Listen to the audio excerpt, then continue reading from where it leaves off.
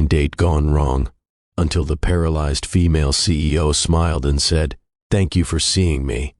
Marcus Chen checked his watch for the third time in 5 minutes. His sister's voice echoed in his head. "Just give her a chance. She's accomplished, brilliant, and you need to get out more." When he looked up, he saw her. Elena Morrison navigated through the restaurant in her wheelchair with the kind of quiet confidence that turned heads, not because of the chair, but because of the way she carried herself. Designer blazer, perfectly styled dark hair, and eyes that assessed everything with the sharpness of someone used to reading balance sheets in boardrooms. Marcus stood, suddenly aware that his rehearsed greeting had evaporated. "Marcus?"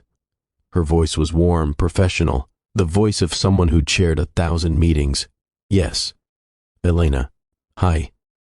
He moved to help with her chair, then froze, unsure. She was already positioning herself at the table with practiced ease. She caught his hesitation and something flickered across her face, something tired, something resigned.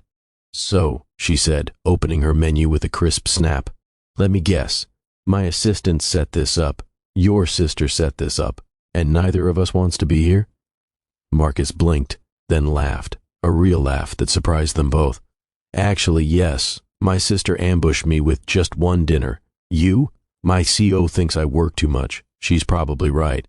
Elena's lips curved slightly. "We could do the polite thing for 45 minutes and never speak again." "We could," Marcus agreed, settling into his chair. "Or we could order the good wine, and you could tell me how you became CEO before 40.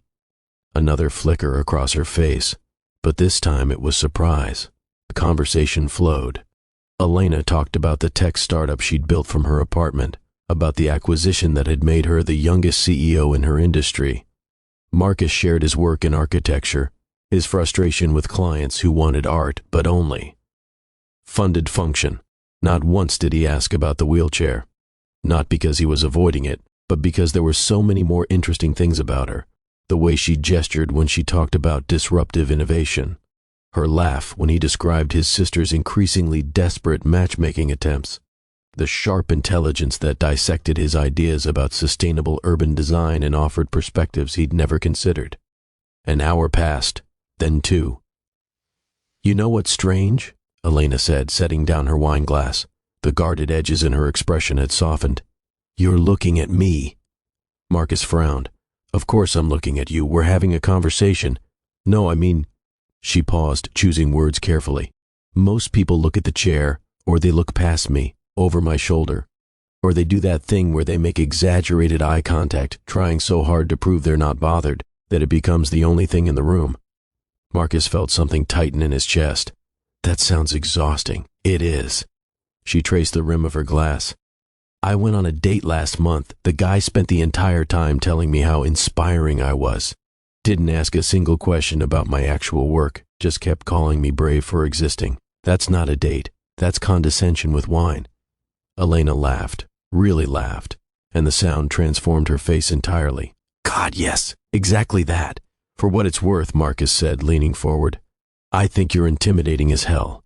But that's because you clearly know more about venture capital than I'll ever understand, and you called out the structural flaws in my building design in about 30 seconds. 45 seconds, she corrected, eyes sparkling. I was being polite for the first 15. They talked until the restaurant staff began subtly rearranging chairs around them. When the check came, Marcus reached for it the same moment Elena did. "I'm a CEO," she said with mock severity. "I can buy my own dinner."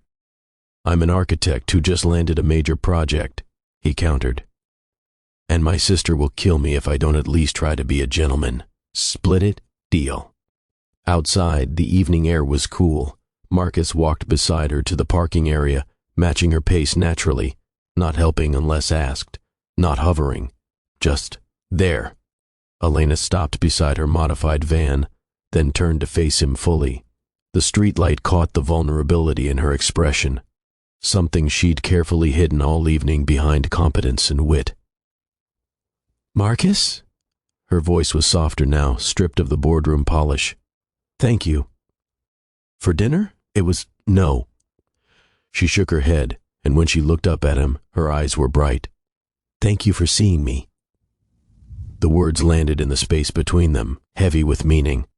Not seeing her disability, not seeing past it, just seeing her, Elena, the woman who built companies and loved terrible puns and had opinions about everything from zoning laws to wine pairings. Marcus crouched slightly, bringing himself to eye level with her. For the record, this was the best blind date I've ever been on, and I'd really like to do it again. Maybe somewhere with worse wine and better dessert?